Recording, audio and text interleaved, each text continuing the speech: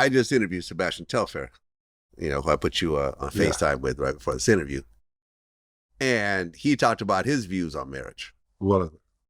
Well, he got married at 21.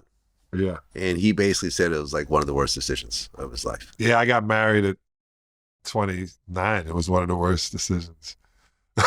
You don't give up your 20s. Yeah. He basically said that the NBA has a 90% divorce rate. You mentioned 90% of players get divorced. When I got into the NBA and I was going to the meetings, they were saying 7 out of 10 players get divorced.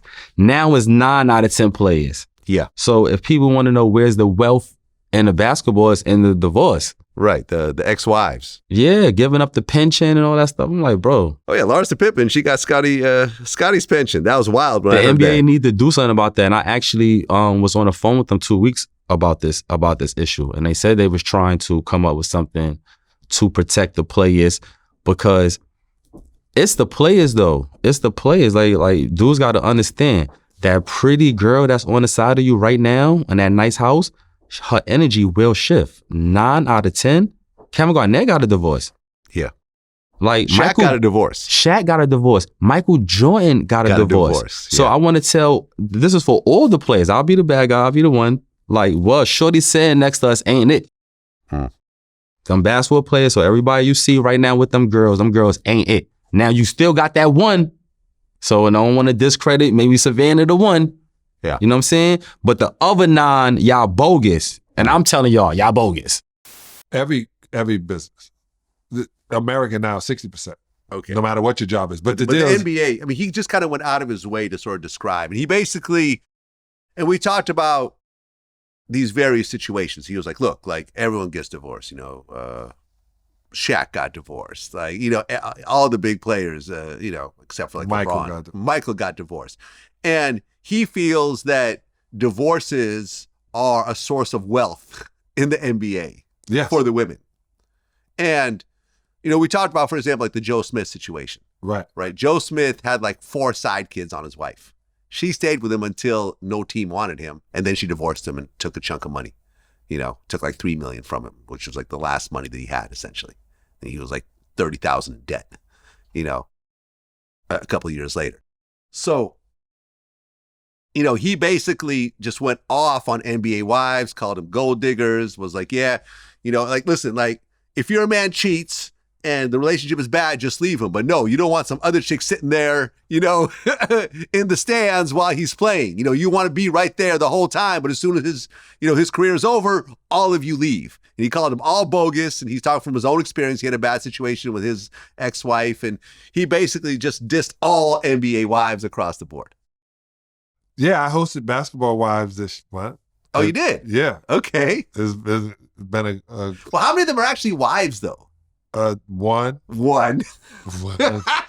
It's such a they just fake name for a show. They call it Basketball Wives. There's one wife. It used to be out of how many women? Oh my God, 10? there's so many of them now. Yeah, that's what I'm saying. But this is the deal, and I'm sorry for his situation, and I have to re-say it wasn't the worst decision in my life. It was probably the worst decision in my wife's young age. I married my wife when she was 23, 24 years old. And you were 29? I was 29. So you're sleeping on the couch tonight, by the way. Right. Let me know. We have a spare bedroom if you need it. You live down the street. Yeah, if your wife kicks you out after this interview, I always say, man, I got a spot for you. Black car is not in the garage. So anyway, well, what I'm telling you is I took her youth. Because I had such crazy experiences thinking, okay, I'm going to settle down. I didn't, but I thought I was going to settle down. It's just, I don't think during your playing years, you should get married.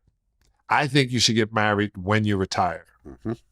But it's kind of hard to do it that way because no girls are going to sit around and wait for you in your 30s, where she felt her best years were in her 20s. And best years to having babies young mentality. Mm-hmm. I did it, and I told my wife I shouldn't have done it that way. I should have just dated you and, given you all the stuff, because that's what it comes down to. It comes down to just stuff, right? and you got to give up your stuff. And I remember when I was thinking about it 20 years ago, I didn't want to give up my stuff. I was like, I didn't work my whole life to get to Beverly Hills. I'm not giving her this house. Mhm. You know what I'm saying? I get where he's at that point. But that's what prenups are for, Right. right? After 8 years, they no longer hold any validity. So know that, young fella. Understand what you're signing if you think it's about money. Start a trust, put it in a different trust with your family. If it's your money you're worried about, protect it. If you feel they're only after you for your money, this is where it becomes hypocritical.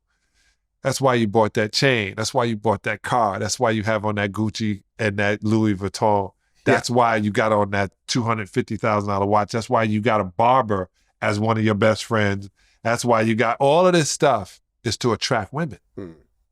It's not because you think it's fly. You're doing it because you're trying to attract women.